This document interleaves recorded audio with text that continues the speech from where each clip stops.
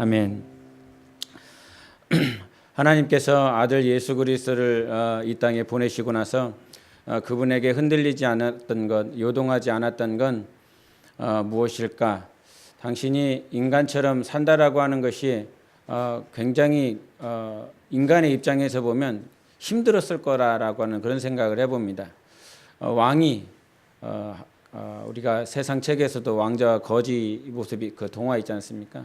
왕이 거지와 같은 모양으로 이 땅에서 항상 궁전에 살다가 호화롭게 살다가 한 번도 보지 못한 초라한 사람들, 먹어보지 못한 그런 음식들을 바라보며 과연 그가 살아낼 수 있었을까? 그런 생각들을 하는데, 왕이신 하나님께서 이 땅에 오셨을 때에 당신은 한 번도 육신으로서 경험하지 못한 것들을 당신이 경험하게 됩니다. 그럼에도 불구하고 예수님께서 제자들을 불러놓으시고 이런 말씀을 하셨습니다. 나는 길이다, 진리다, 생명이다. 내가 아버지께로 간다. 그러니까 빌립이 하는 말이 무엇이었냐면 아버지를 우리에게 보여주세요. 이런 말을 합니다. 그때 예수님께서 뭐라고 말씀하시냐면 나를 본 자는 아버지를 봤다. 아버지를 봤는데 왜 나를 아버지를 다시 보여달라고 그러느냐. 이런 말씀을 하십니다. 당신은 이 땅에 사시면서 인간처럼 사시면서 가장 힘들고 가장 어려운 시간들을 보내셨을 텐데 당신은 인간의 모양을 입고 살아가면서도 전혀 흔들림이 없고 요동함이 없었던 건 아버지가 계시고 아버지께서 나를 보내셨다 이런 말씀이었습니다. 여러분도 자녀를 낳아서 알겠지만 우리가 낳은 자녀들은 모태로부터 어머니가 낳았다라고 하는 그 광경들, 그 장면들을 보지 못했습니다.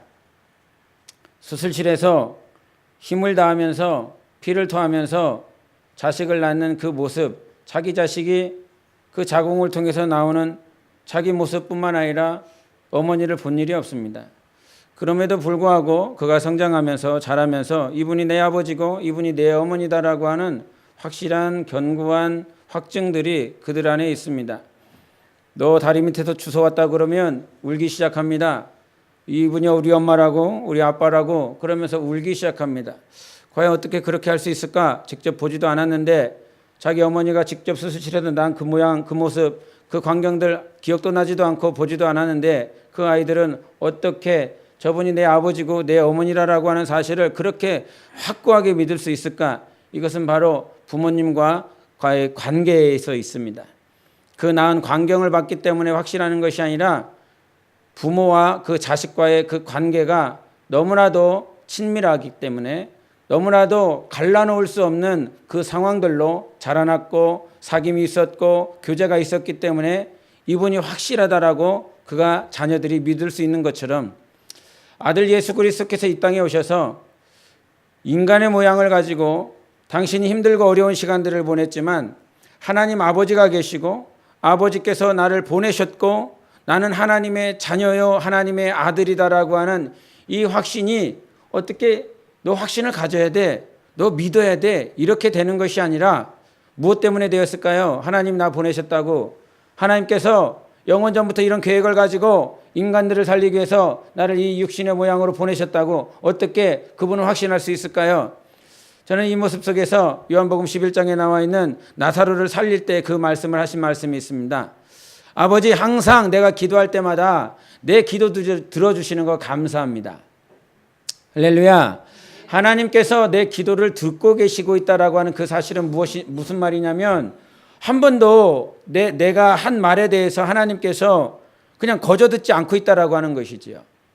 내가 한 행동들, 내가 한 말들, 내가 하나님 앞에서 생각한 것까지도 하나님께서는 알고 계시고 있고 그 모든 것들을 하나님께서 들으신 대로 하나님께서 보신 대로 우리를 인도하고 있다라고 하는 사실이 그 예수 그리스도의 그 고백 속에서 보여집니다.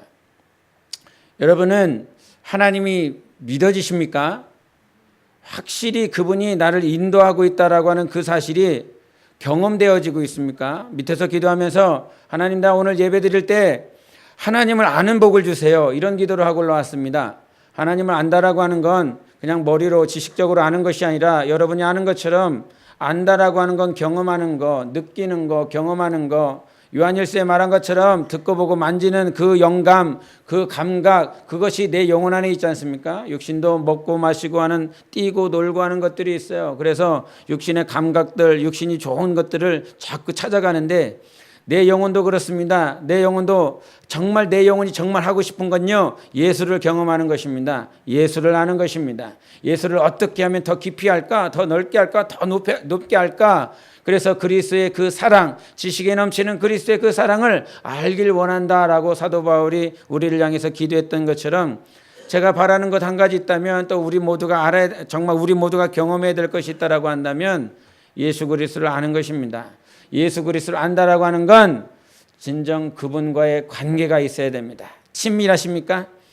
예수님이 얼마만큼 친밀하게 느끼십니까? 제가 화를 내면요, 아이들이 제가 화났다라고 하는 걸 알아요. 얼굴이 이렇게 생겨서 그런가? 금방 알아요. 제가 또 기쁜 모습 보이면 제 아이들이 저한테 막 다가옵니다. 제가 화를 나면요, 360m 아니 저치고 반대편으로 막 도망가 있어요. 옆에 오지도 않아요. 그런데 제 모습이 기쁘고 즐거우면요, 살갑게 다가와서 얘기도 합니다. 왜 그럴까요? 내 감정을 헤아리고요, 자기네 감정도 헤아려요. 그 관계가 지금까지 키우고 또 함께 가정을 이루면서 그 관계가 있습니다. 여러분이 신앙생활하면서 하나님과의 관계는 어떻습니까? 하나님과의 친밀함은 어떻습니까? 그 정도가 어떻습니까? 우리 아버지 오셨는데 오늘 화났는지, 화가 안 나셨는지, 아니면 오늘 기쁜지 안 기쁜지, 이거부터 챙기더라고요, 우리 애들은. 그런데 여러분은 하나님을 어떻게 챙기고 계십니까? 하나님 아버지지 않습니까? 하나님 나를 구원하시고 나를 창조하신 분이시고 정말 가장 나를 사랑하신다라고 하는 그분을 향해서 여러분은 그분과의 관계가 어떻습니까? 얼마만큼 친밀하십니까? 그 친밀함은 우리 이 자매의 고백처럼, 내가 아무리 힘들고 어려워도요, 아무리 상황이 정말 괴팍하고 감당할 수 없고 받아들일 수 없는 상황이라고 할지라도 그 관계가 세워지면, 친밀해지면 이겨나갈 수 있습니다. 여러분, 부부가 왜 이혼할까요? 왜 그 가정이 박살날까요? 뭐가 문제일까요? 뭐가 가장 큰 문제일까요? 관계가 없기 때문인 것입니다. 친밀함이 없기 때문인 것입니다. 돈 벌어다 주고 설거지 해주고 밥 지어주고 빨래 해주고, 그거는 임무지요. 남편으로서 아니면 자녀로서 아내로서 자기가 가정에서 해야 할 일들을 하고 있는 거죠. 그 일들을 통해서 가정이 세워지는 것이 아니라 남편과 아내의 그 관계의 친밀함 가운데서 세워집니다. 오늘 안 나왔는데 정훈이를 지난주에 만났습니다. 지난주에 정훈이를 만나서 해준 말이, 야, 그 자매가 좋으면 빨리 결혼해라. 그랬더니 돈이 없어서요. 야, 나 보증금 200~300만 원을 가지고 월세 저기 삼령동에서 천안 삼거리 앞에 있는 그 삼령동 보증금 200~300에 월세가 그때 한 20~30만 원 됐나? 그렇게 살았어. 결혼은, 가정은 어떻게 꾸리냐면 돈이 많아서 가정이 꾸려지는 것이 아니라 가장 사랑할 때 가정을 꾸릴 수 있는 거야. 그러니까 돈 걱정하지 말고, 야, 요즘은 이게 뭐 복지가 잘 돼 있더라. 결혼하면 뭐 신혼부부라고 해갖고 뭐 임대해 주더라. 그러면 금방 그렇게 시작할 수 있다. 그러면서 팁을 하나 주고 왔는데, 여러분, 가정 어떻게 세워집니까? 돈 때문에 세워지지 않습니다. 남편과 아내의 관계 때문에 세워집니다. 왜 그 사람이 결혼할 수 있습니까? 그 사람과의 관계가 친밀해지기 때문에 가정을 세울 수 있고 결혼할 수 있습니다.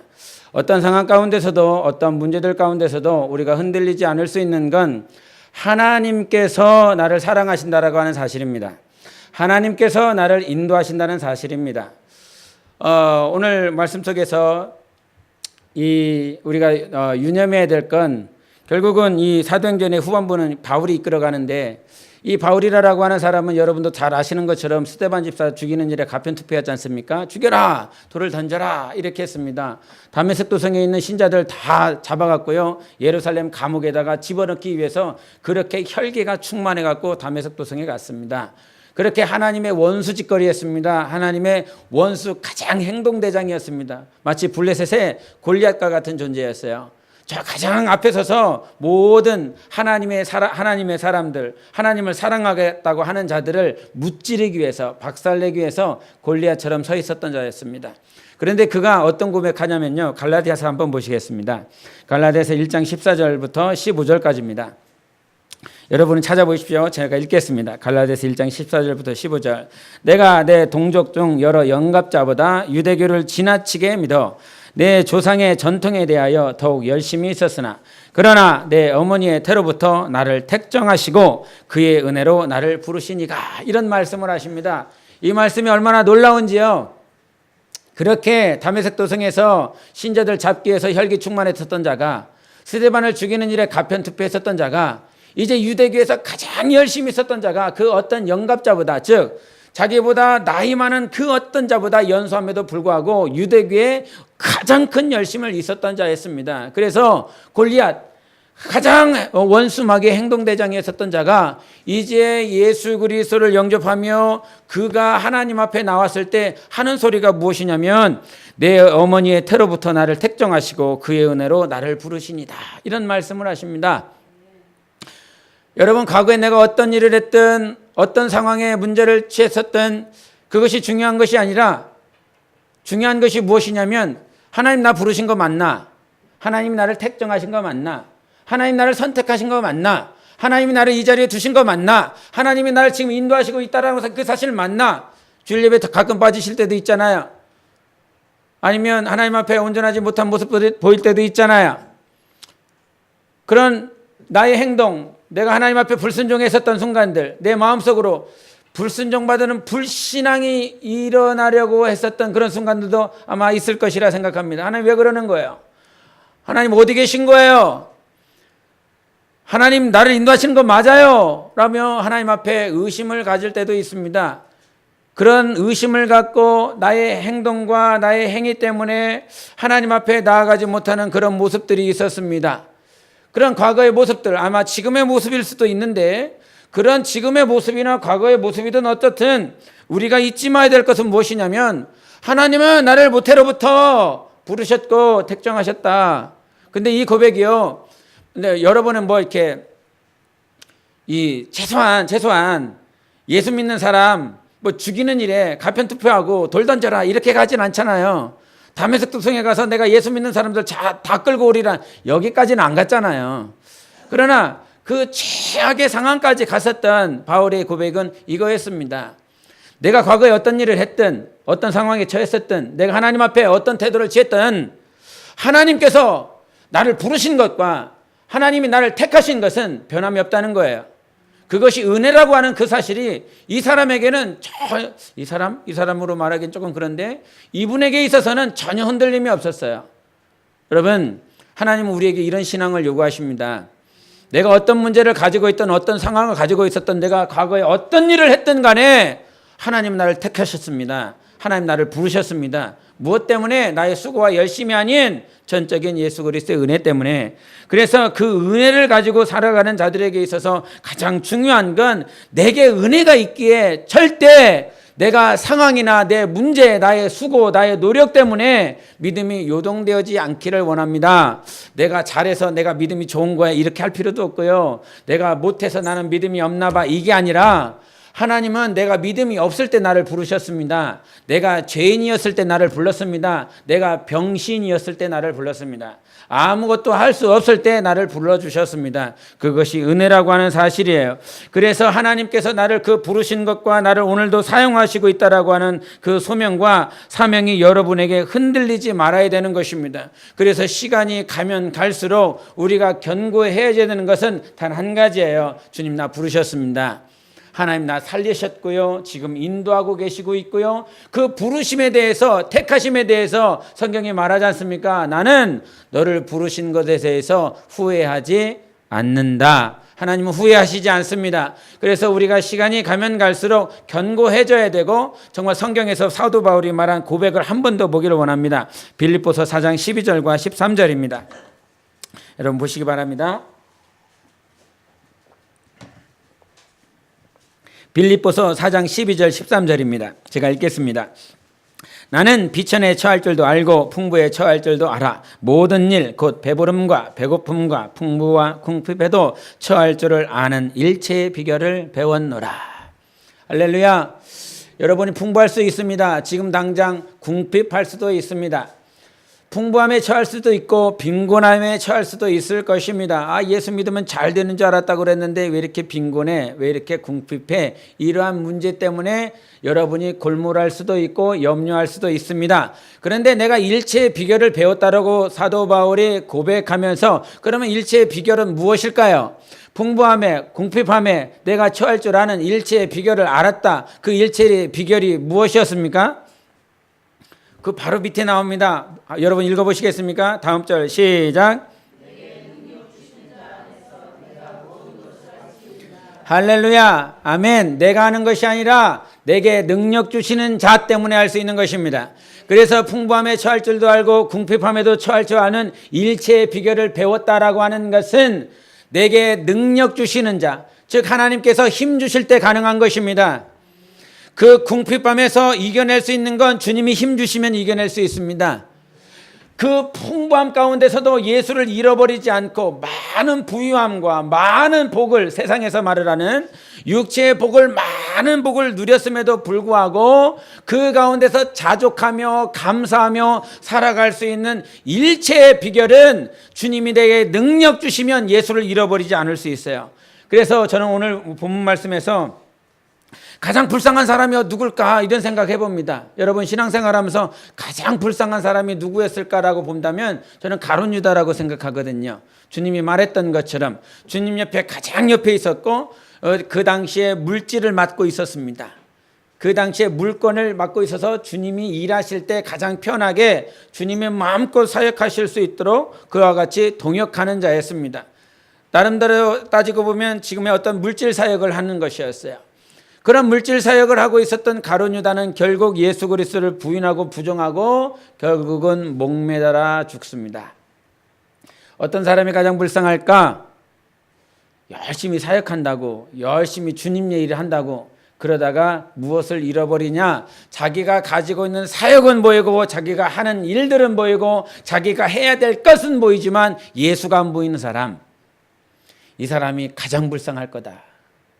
목회는 열심히 한다라고 성도들에게 열심히 가르치고 열심히 전도하고 열심히 교육하고 뭔가 교회 세우기 위해서 열심히 하는데 예수가 없는 목사, 예수가 안 보이는 목사, 예수가 안 보이는 전도사, 교사, 집사, 권사, 이 사람이 가장 불쌍한 거예요. 그러나 지금 이 순간 가장 행복한 사람, 가장 복 있는 사람은 누굴까? 돈이 없어도 예수가 보이는 사람, 지식이 없어도 예수를 아는 사람, 그 어떤 것들을 가지고 있지 않다라고 할지라도 예수를 가지고 있는 사람, 이 사람이 가장 행복한 사람입니다. 믿으십니까? 정말 확신하십니까? 여러분 자기 영혼에게 그렇게 고백하실 수 있으십니까? 내가 돈이 없어도 예수가 있으면 나는 복이 있는 사람이다. 지식이 없어도 예수가 있으면 나는 복이 있는 사람이다.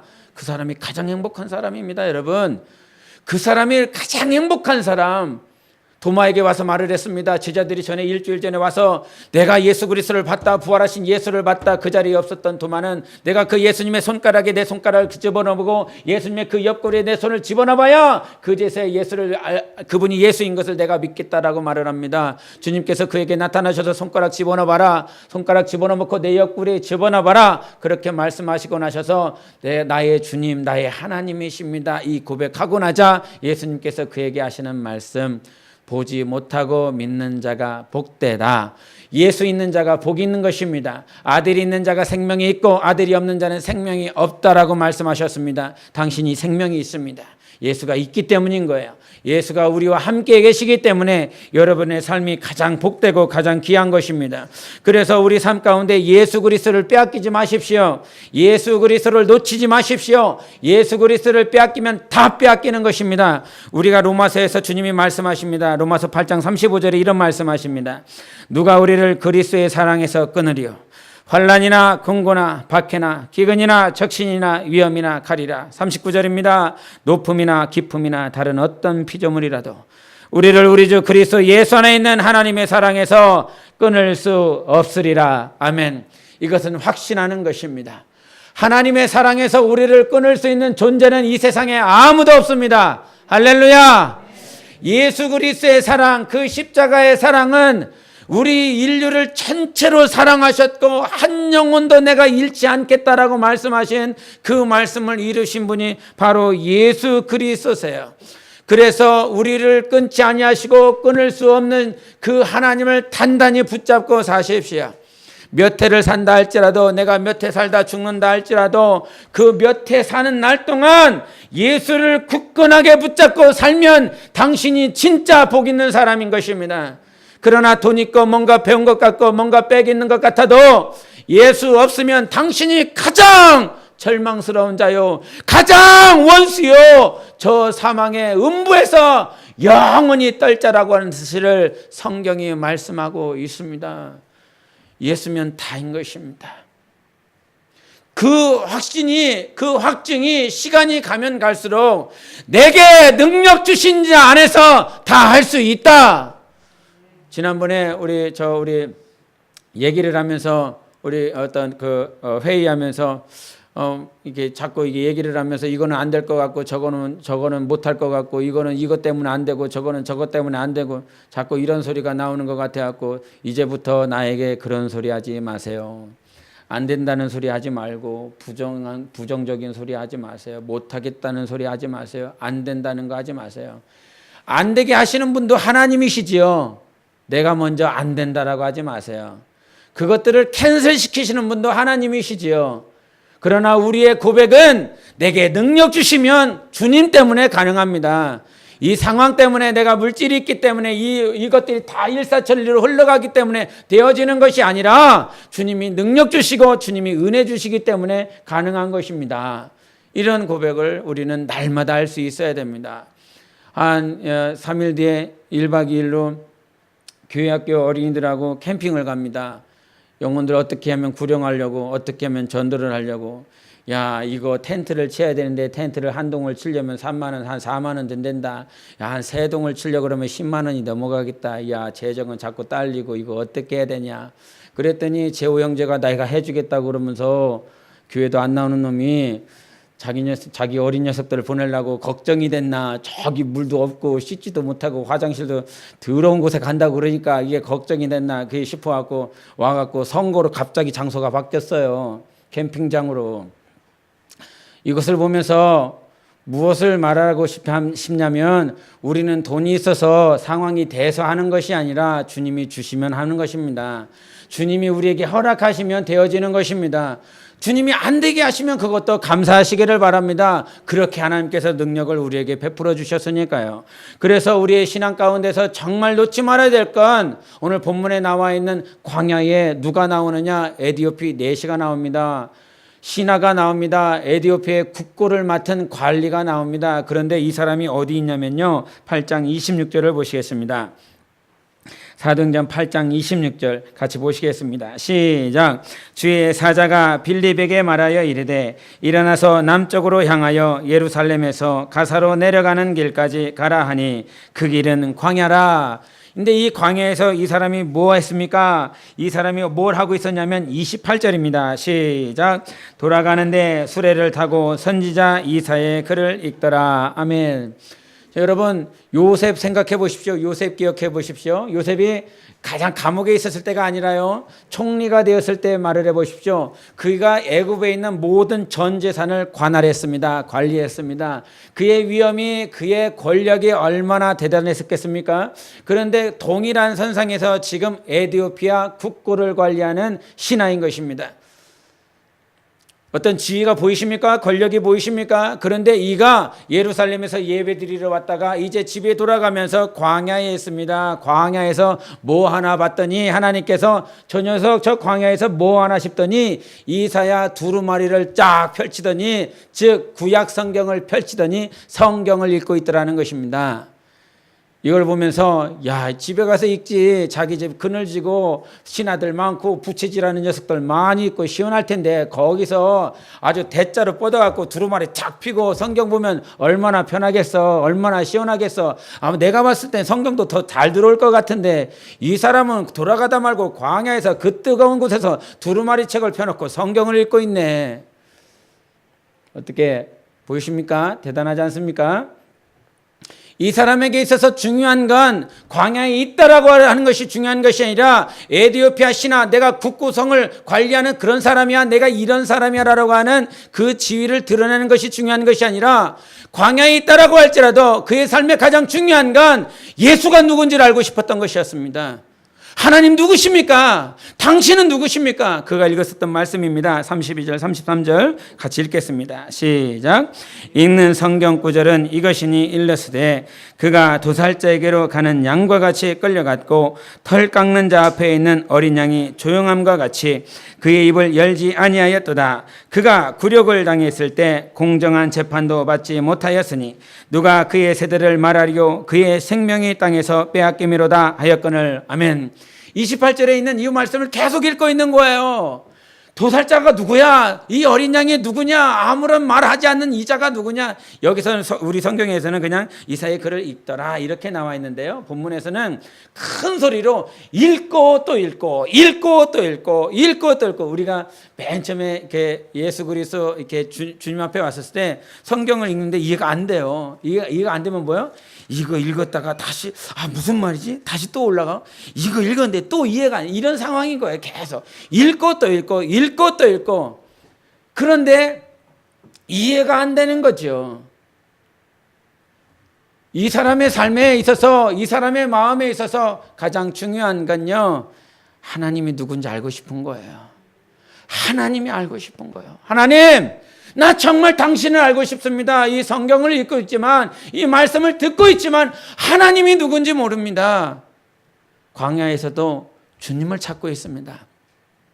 광야라고 하는 그것과 성경이라고 하는 것이 딱 이렇게 대치되고 있어요. 광야는 가장 힘들고 어려운 것, 가장 목마른 것, 가장 살기 싫은 것, 가장 머무르고 싶지 않은 그곳. 그곳에서 성경이 딱 올라옵니다. 나를 사랑하시는 분이 내게 말씀하신 말씀, 생명이 있는 말씀, 나를 인도하는 말씀, 그것들이 거기서 대척점을 이루고 있습니다. 여러분, 가장 힘들고 어려울 때 하나님을 찾으십시오. 정말 저 생명과 가장 먼 대척점에 있을 때, 사랑과 가장 먼 대척점에 있을 때, 저 주 예수 그리스도, 하나님 어디 계십니까? 하나님을 보고 싶습니다. 하나님을 알고 싶습니다. 하나님을 경험하고 싶습니다. 그것이 오늘 성경, 오늘 하나님께서 우리에게 주신 말씀의 주제입니다.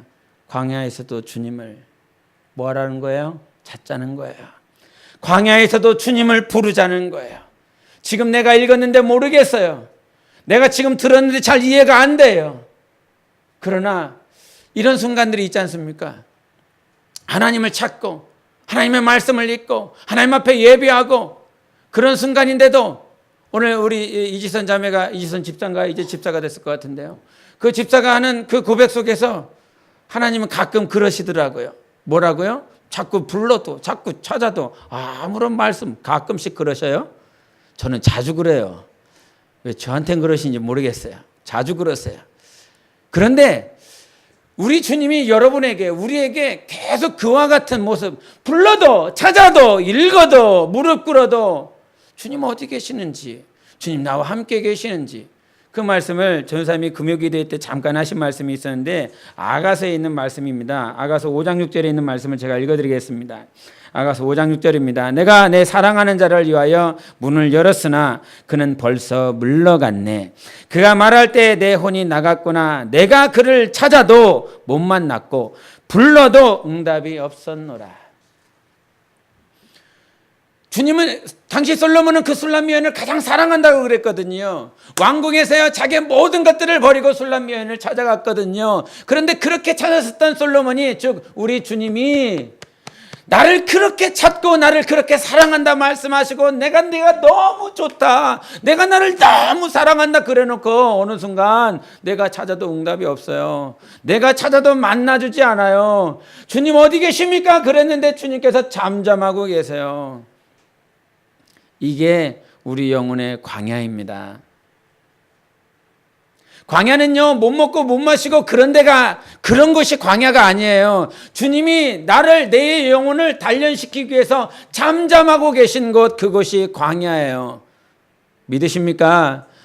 주님이 정말 나를 사랑하고 계십니다. 이 사실만은 잊지 마세요. 주님이 응답하지 않고 주님이 만나주지 않는 그 순간이라고 할지라도 우리 하나님은 나를 너무나 사랑하셔서 내 영혼을 지금도 기다리고 계십니다.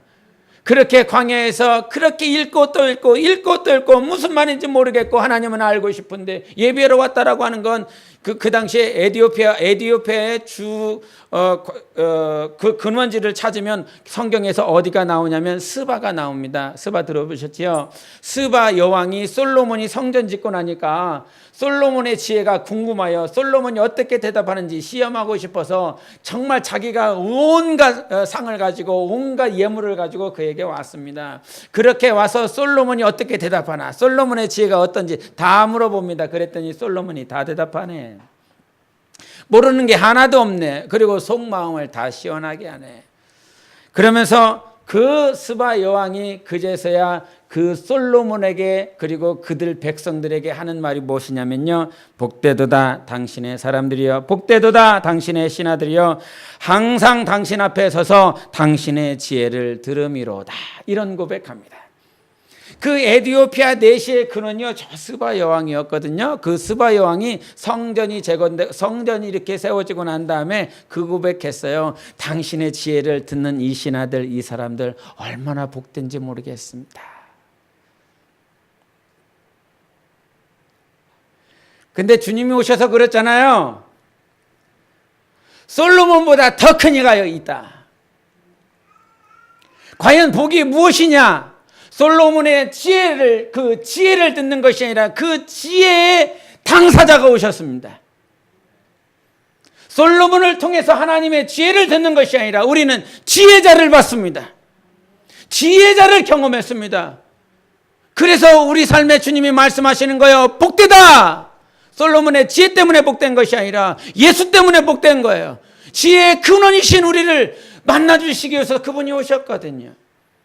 여러분, 그 당시에 스바 여왕이 이스라엘 백성들을 향해서 복되다라고 했습니다. 그런데 그 후에 그 혈통으로서 왔었던 에티오피아 그 신하는 누구를 결국 알았어요? 솔로몬의 지혜를 들은 것이 아니라 이분이 예수다. 나를 위하여 십자가에서 죽으시니 얼마 되지 않았지요. 예수님께서 죽으시고 부활한 시간이 사도행전 8장에서 얼마 되지 않았습니다. 많은 소문은 있었고 예수라고 하는 자가 죽었다. 근데 예수라고 하는 자가 죽었다가 살아났더라. 부활했더라. 이런 소문들이 난 거지요. 그런데 이 구약 성경에서 찾아봤을 때 죽은 자, 도살장으로 끌려간 자, 아무런 말이 없었던 자, 침묵한 자, 이분은 도대체 누군지는 모르겠어. 이분이 누구세요? 이분이 누구십니까? 예수십니다. 나의 주님이십니다. 나의 하나님이십니다. 지금 이렇게 고백할 수 있는 자가 복되다라고 하는 거예요. 솔로몬의 지혜를 듣는 자가 복된 것이 아니라 이분이 예수다라고 고백할 수 있는 당신이 복된 것입니다. 이 복이요, 우리에게 있어요. 이 복이 우리와 함께하고 있습니다. 그래서 시간이 가면 갈수록 하나님 앞에 우리가 나아갈 때 정말 하나님이 우리에게 원하신 것이 무엇일까 한번 생각해 보세요. 여러분, 신학에서는요 이런 말해요. 신학의 전부를 이렇게 통틀어 보면 창세기부터 계시록은 구원 사역이다. 하나님께서 인간을 구원하기 위한 사역으로 창세기부터 계시록까지 하나님의 역사가 있었다. 그렇게 말을 합니다. 그것이 주류예요. 그런데 단지 그것만 주류겠는가? 저는 그렇게 보지 않습니다. 구원이 목적이었고 그것이 완성이었다라고 그런다면 출애굽 사건이 일어나고 그냥 거기서 끝나야지요. 예수께서 십자가에서 죽으시고 다 이루었다라고 말씀하시고 거기서 하나님의 역사, 하나님의 경륜은 끝나야지요. 오순절 사건이 있어서는 안 됩니다. 예수님께서 제자들을 저 유럽 땅으로 보내시는 사건들이 벌어지면 안 됩니다. 그리고 교회에 핍박이 일어나면 안 돼요. 고난이 일어나면 안 돼요. 그냥 구원의 역사가 전부였다라고 하면 그냥 끝나고 예수님께서 부활하자마자 오시면 돼요. 그런데 지금도 구원의 역사가 있음과 동시에 계속 하나님의 역사는 진행되고 있습니다. 왜 그럴까요? 단지 하나님의 역사는 구원으로 끝나는 것이 아니라 우리 모두를 만드시기를 원하십니다. 너 구원받았어. 너 예수 믿으니까 천국 갈 수 있어. 그죠? 천국문에 갈 수 있는 그런 수준으로 하나님께서 우리를 만들어 가시는 것이 아니라 천국문 밖이 아니라 예수 그리스도처럼 되라고 우리를 만들어 가고 계시는 것입니다. 그래서 우리가 이 땅에 살아가면서 중요한 것은요, 주님 찾으세요. 그래야 주님 닮잖아요. 그 주님을 봐야 닮잖아요. 주님이 어떻게 말씀하셨는지, 주님이 나에게 어떻게 교제하기 원하시는지 주님을 봐야 주님을 닮아가지. 그래서 이 세대는, 이 시간은요, 자꾸 나를 찾아라, 나에게 와라, 나를 찾고 나를 구해라, 이 시간인 거예요. 지금 교회가 있는 것은 무슨 이유예요? 예수님 찾아라, 예수님께 가까이 와라. 그래서 하나님의 역사가 그냥 십자가에서 끝날 법도 한데 하나님께서 계속 찾으시는 건, 정말 우리에게 원하시는 건 우리의 삶이 한순간이라도, 단 1분 1초라도 하나님 찾기를 원하는 거예요. 계시록 한번 보실까요? 계시록 우리 6장 한번 보시겠습니다. 계시록 6장 10절과 11절 보겠습니다. 계시록 6장 10절과 11절 같이 읽겠습니다. 6장 10절과 11절 잘 보십시오. 계시록 6장 10절 11절 같이 우리 12절 11절 9절 죄송합니다. 10절 11절 보겠습니다. 시작. 큰 소리로 불러 이르되 거룩하고 참되신 대주자여, 땅에 거하는 자들을 심판하여 우리 피를 갚아주지 아니하시기를 어느 때까지 하시려 하나이까 하니, 각각 그들에게 흰 두루마기를 주시며 이르시되 아직 잠시 동안 시되 그들의 동무 종들과 형제들도 자기처럼 죽임을 당하여 그 수가 차기까지 하라 하시더라. 하나님, 우리를 좀 신원해 주세요. 빨리 우리를 회복해 주세요. 그런데 주님의 뜻은 뭐예요? 지금 당장 너희들을 회복시켜 주시는 것이 아니라 뭐예요? 기다려. 조금 기다려. 근데 그 조금 기다려라라고 하는 그 목적이 무엇이었습니까? 11절에 목적을 말하라고 했어요. 그들의 동무 종들과 형제들도 누구처럼? 자기처럼 죽임을 당하여 그 수가 차기까지 하라. 여러분, 자기처럼 죽임을 당한다라고 하는 말이 무슨 말인 거야? 여기서 자기는 누구예요? 예수님이시죠. 자, 너희들의 동무들, 너희들의 형제들이 자기처럼 죽임을 당하여 그 수가 차기까지 하리라, 이 말씀은, 그럼 자기처럼 죽는다라고 하는 말은 무슨 말이에요? 십자가에서 죽어야 되는 거예요? 그 형틀에서 죽어야 되는 거예요? 십자가에서 매달려서 우리 형제들, 우리 자매들, 정말 우리의 모든 선진들이 그와 같이 죽어야 된다는 것을 말을 하는 거예요? 우리가 다 십자가에서만 죽어야 되는 거예요? 이게 아니잖아요. 그게 아니잖아요. 예수님처럼 정말 하나님의 뜻대로 사는 거 말을 하는 거예요. 정말 지금 사도 요한은 100세까지 살았잖아요. 가장 길게 살았잖아요. 그러니까 그가 십자가형을 당하지 않았잖아요. 죽는 것이 어떻게 죽는 것이냐면 나를 부인하는 것, 나를 포기하는 것, 이 말인즉슨요, 예수만 보는 거예요. 예수만 바라보는 거예요. 예수 닮는 거를 말을 하는 거예요. 너희 형제들이, 너희 자매들이, 너희 선진들이 나 닮을 때까지 기다려라. 할렐루야. 정말 예수 그리스도를 따라가는 모든 자들이 나를 닮을 때까지, 나를 닮아서 그 수가 차기 찰 때까지 좀 기다려라. 반드시 너희들 신원해 줄 거야. 반드시 너희들을 회복해 줄 거야. 이런 고백하는 거예요. 주님이요, 오늘 우리에게 요구하시는 것은요, 나를 닮을 때까지 나는 기다릴 거야, 이거거든요. 우리 시대에 우리가 신앙생활하면서, 영적 생활하면서 다른 목표가 아닙니다. 사도 바울이 고백했죠. 그리스도의 형상을 닮을 때까지 내가 해산하는 수고를 할 것이다. 우리 주님이 그거 하고 있거든요. 예수님 닮는 거예요. 예수님처럼 죽는 거예요. 예수님처럼 닮아가는 것. 광야에서도 가장 힘들고 어려운 순간에서도 예수 그리스도를 바라보는 것. 십자가에서도 나의 하나님, 나의 하나님, 예수님이 찾으시잖아요. 가장 힘들고 어려울 때도, 죽음의 고통 가운데서도 아버지를 찾잖아요. 우리의 신앙은요, 그거예요. 어디에서도 하나님 잃지 마세요. 어디에서도 하나님 갈망하세요. 그렇게 과거의 이 역사들을 잘 보면요, 하나님이 어떻게 하셨냐면 그렇게 주님을 찾아오는 사람들 마침내 만나주시더라고요. 힘들고 어려운 시간들이 있었어요. 주님이 안 만나주시는 그런 순간들도 있었어요. 계속 읽고 또 읽었었는데 그럼에도 불구하고 안 만나 주셨어요. 그러나 결국은 주의 사자가 빌립을 보내잖아요. 그래서 만나 주시잖아요. 여러분, 만나 주시지 않고 응답해 주시지 않는 그 순간이 있지만요, 하나님이 반드시 오셔서 우리 만나 주세요. 성경의 마지막 역사는 뭐예요? 지금 요 계시록 읽었지만 지금 하늘에 누가 있냐면 제단 밑에 있는 자들이 있었어요. 9절에 보면 제단 밑에서 막 주님께 기도하는 자들이 있었어요. 우리 신원해달라고, 회복해달라고. 그들 누구예요? 그들 누굴 것 같아요? 신부들이에요. 신부들이라고 하는 표현을 조금 그렇게 하면 안 돼요. 신부들 복수로 하면 안 돼요. 신부라고만 해야 돼요. 신부라고만 하세요. 어떤 사람들이 막 찬양하다만 마귀들과 싸울지라 막 이래요. 마귀예요. 마귀들 아니라 단수예요.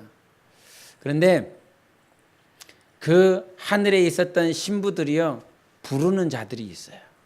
신부가 부르는 자들이 있어요. 그게 마지막 계시록에 나와요. 계시록 22장 보시겠습니다.